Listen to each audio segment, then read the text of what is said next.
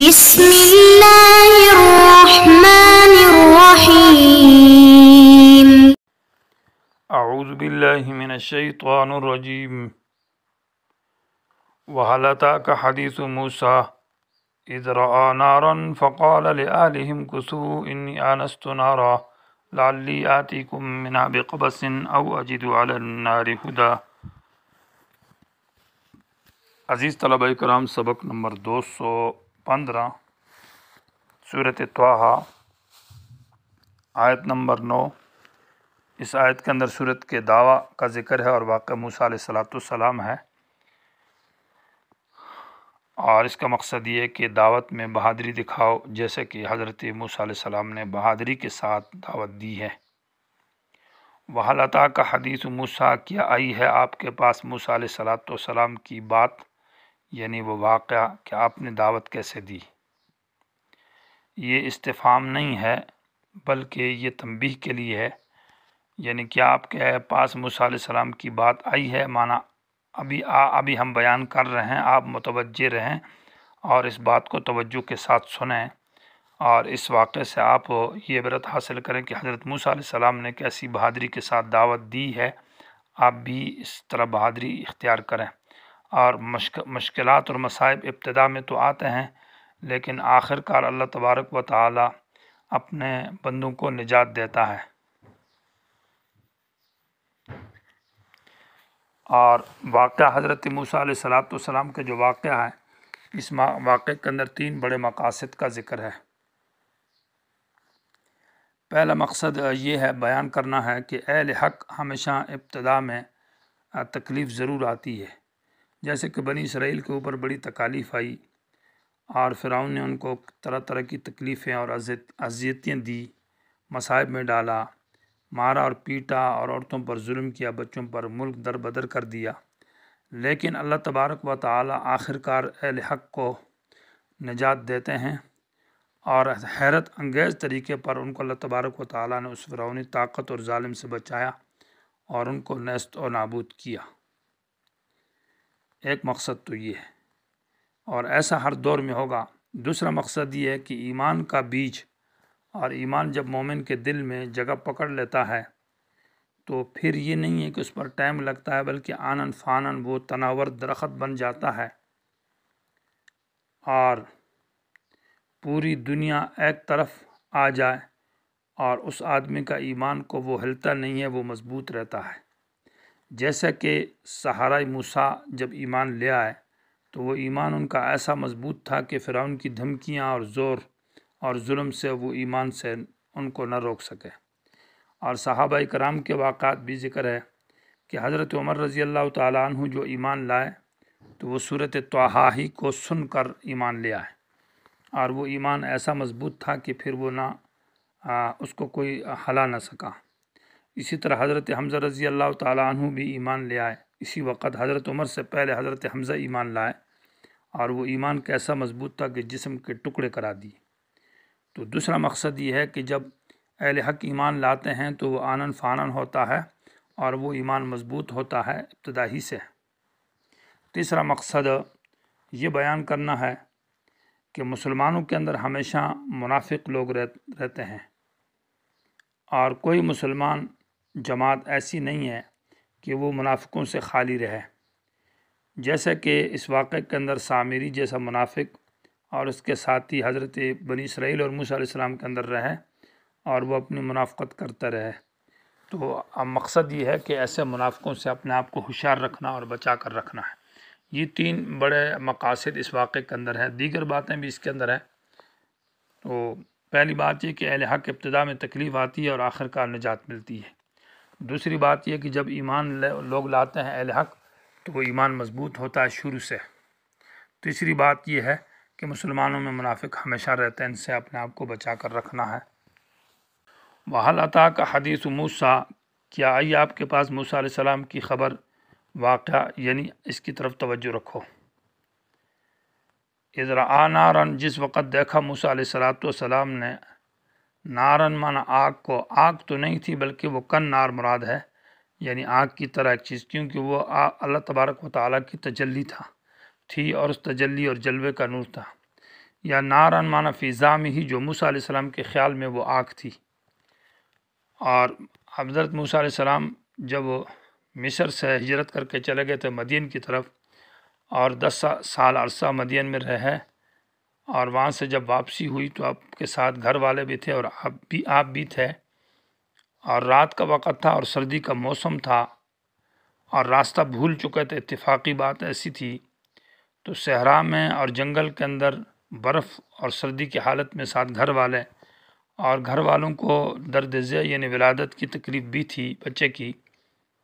تو موسیٰ علیہ السلام نے کوہ طور کی جانب دور ایک جگہ میں آگ دیکھی، یعنی روشنی دیکھی۔ اس زمانے کے اندر لوگ آگ جلاتے تھے اور اس مقصد کے لیے آگ جلاتے تھے کوئی راستہ بھول جانے والا اس طرف آ جائے، اس کو راستہ بتایا جائے، یا اس لیے اپنے لیے آگ کا انتظام کرے۔ تو موسیٰ علیہ السلام نے اپنے گھر والوں سے کہا کہ میں یہ سامنے جو آگ نظر آ رہی ہے میں یہاں جلتا ہوں، یا تو آگ کا شعلہ لے آؤں گا آپ کے لیے اور گرم بھی ہو جائیں گے، سردی لگ چکی ہے، اور ساتھ ساتھ میں یہ ہے کہ اگر کوئی آدمی مل گیا تو اس سے راستے کا معلومات کر لیں گے۔ اس نیت کی وجہ سے ان کو وہاں ٹھہرا اور چلے گئے۔ فقال موسیٰ علیہ السلام نے کہا لأہلی، اپنے گھر والوں سے، تم کسو، تم ٹھہرو، انی آنست نارا، میں نے آگ دیکھی ہے۔ اور انبیاء اور رات کے وقت سیر کرتے تھے، اور سیر فی اللیل کو انبیاء پسند کرتے تھے۔ لالی آتی کم، تاکہ میں لے آؤں تمہارے پاس، منہا، اس آگ کے شعلے سے، منہا، اس آگ سے، بقبسن، ایک شعلہ۔ قبس اس شعلے کو کہتے ہیں جسے لکڑی کے اوپر آخر میں آگ جلتی ہے، تو اس کو قبس کہتے ہیں۔ اسی لکڑی کے آخری حصے کو بھی بعض جگہ میں ادھر صورت کے اندر ہے بشہاب کہا ہے اور یہاں قبس کہا ہے۔ معنی یہ ہے کہ وہ لکڑی جس کے آخر میں آگ جلتی ہو تو اس کو شعلہ کہتے ہیں۔ او اجد علی النار ہدا، یا میں پاؤں گا آگ کے پاس، ہدن معنی ہادن، کوئی راستہ بتانے والا، اور یہاں علی بمان عندہ کہ ہے، او اجد علی النار بمان عند النار، میں آگ کے پاس پاؤں گا، ہدن معنی ہادن، کوئی راستہ بتانے والا مجھے راستہ بتا دے گا۔ فلما آتاہا، جب موسیٰ علیہ السلام آ گئے اس آگ کے پاس، نودیہ، تو آواز دی گئی، یا موسیٰ، اے موسیٰ، انی انا ربک فاخلع نعلیک، انی بے شک میں تیرا رب ہوں، فاخلع نعلیک، اپنے جوتوں کو نکال دیجئے۔ انی کا معنی یہ ہے کہ انی انا المتکلم، جو میں تجھ سے بات کرنے والا ہوں، یہ جو تجھ سے میں بات کر رہا ہوں، انا ربک، میں تیرا رب ہوں، فاخلع نعلیک، اپنے جوتوں کو نکالے۔ چونکہ کیوں نکالے؟ انک بالوادی المقدس طویٰ، آپ ایک ایسے میدان اور ایک کسی وادی کے اندر ہے، المقدس، جو پاک ہے، اور طویٰ، جس کا نام اسم گرامی طویٰ ہے۔ تو وادی مقدس کا ادب اور احترام یہ ہے کہ وہاں جوتے نکالے جائیں۔ کوئی بھی پاک جگہ ہو، مسجد ہے، بیت اللہ ہے، اور وہ مقدس جگہ ہے، ادب کا تقاضا یہ ہے کہ وہاں جوتے نکالے جائیں۔ یہ معنی بھی ہے، یہ مطلب بھی ہے کہ ہو سکتا ہے ممکن ہے جوتوں کے ساتھ کوئی گندگی لگی ہو تو پاک وہاں گندے جوتے وہاں نہ لے جائے جائیں۔ لیکن بعد نے یہ جو لکھا ہے کہ موسیٰ علیہ السلام کے جوتے جو نا وہ چمڑے کے تھے اور وہ گندے تھے، یہ بات غلط ہے، اسرائیلی روایت میں سے۔ اور فاخلع نعلیک میں باطنی اشارہ بھی ہے کہ آپ جوتوں کو نکالیں، یعنی جوتے نکال کر دوڑنے کے لیے تیار ہو جائیں، معنی ایک بہت بڑا بوجھ اور کام آپ کی ذمہ ڈالا جائے، جیسے کہ انسان شلوار اوپر کرتا ہے اور جوتے نکال کر کسی کام کے لیے تیار ہوتا ہے، تو معنی یہ ہے کہ آپ مستعد ہو جائیں، تیار ہو جائیں، ایک ذمہ داری آپ کے ذمہ ڈالی جا رہی ہے۔ اور حدیث میں آتا ہے کہ رسول اللہ صلی اللہ علیہ وسلم نماز پڑھ رہے تھے تو جبریل آئے اور آپ کو کہا کہ آپ اپنے جوتے نکالیں، تو صحابہ کرام نے بھی نکال دیا۔ بعد نے نبی علیہ السلام نے کہا کہ میں نے نکالا، آپ کیوں نکالتے تھے؟ تو صحابہ نے کہا ہم نے آپ کو دیکھا، کہا میرے جوتوں کے ساتھ گندگی لگی ہوئی تھی، جبریل نے مجھے کہا کہ نکال دو۔ جوتے پاک ہو تو ان کے ساتھ نماز پڑھنا درست ہے۔ اس کا تذکرہ پھر حدیث میں روایت میں نہیں ہے کہ یہ مسجد میں یا مسجد سے باہر ہے یا کس جگہ میں ہے، بہرحال اتنی بات ہے کہ وہ پاک ہو، ان کے ساتھ نماز پڑھنا درست ہے۔ وَأَنَا اخْتَرْتُكَ، اور میں نے چنا ہے تجھ کو، یعنی للرسالت، رسالت یعنی پیغمبری کے لیے، فاستمع، تو کان لگا۔ کان لگانے کا معنی جب قرآن سنتا ہے انسان پر وہی آتی ہے یا قرآن بیان کیا جائے تو متوجہ رہے، ہاتھ پاؤں سے کھیلے نہ، دائیں بائیں نہ دیکھے، اپنے دل کو، اپنے کانوں کو، تمام اعضاء کو متوجہ رکھے۔ تو فاستمع، کان لگا، لما یوحا، اس بات کی طرف جو وحی کی جاتی ہے آپ کی طرف۔ اور وہ مسئلہ یہ ہے کہ اننی انا اللہ، بے شک میں اللہ ہوں، یہ مسئلہ توحید ہے۔ لا الہ الا انا، نہیں ہے کوئی معبود برحق سوائے میرے، فاعبدنی، پس میری ہی عبادت کرو، میرے سامنے جھک جاؤ، یہی میری عبادت ہے، یہ مسئلہ توحید ہے۔ اور اس مسئلے کے بیان کے لیے امر مصلح کا ذکر ہے۔ وہ امر مصلح یہ ہے کہ واقم الصلاۃ لذکری، نماز قائم کر، لذکری میری یاد کے لیے۔ نماز کا مقصد یہ ہے کہ لام علت کے لیے، تاکہ میری یاد آئے۔ انسان دنیا میں رہتا ہے تو اللہ تعالیٰ انسان غافل ہوتا ہے اور دنیا غفلت پیدا کرتی ہے، تو 5 وقت میں نماز رکھی ہے اللہ تبارک و تعالیٰ نے، تاکہ انسان بار بار اللہ کی طرف متوجہ رہے، کہیں انسان اللہ سے غافل نہ آ جائے۔ یا اقم الصلاۃ لذکری کا معنی یہ ہے کہ نماز بھول جائے تو جب میرا ذکر یعنی میری نماز یاد آ جائے تو اس وقت نماز کو قائم کرو۔ یا اقم الصلاۃ لذکری کا معنی نماز قائم کر، لذکری میری یاد کے لیے، یعنی مسئلہ توحید کو پر استقامت اور تثبت کے لیے نماز کو پڑھو۔ دوسرا مسئلہ ذکر کیا مسئلہ قیامت ہے، کہ قیامت کا استحضار بھی رہے اور نماز کا استحضار، نماز بھی پڑھتے رہو، تاکہ مسئلہ بیان کرنے میں انسان ڈر نہ رہے اور انسان پر اللہ کی رحمتیں ہوں۔ تو ان الساعۃ، بے شک قیامت جو آتیۃ آنے والی ہے، اکاد اخفیہا، اکاد بمعنی اریدو کہ ہے، میں چاہتا ہوں، اخفیہا کہ قیامت کو میں نے چھپائے رکھا ہے۔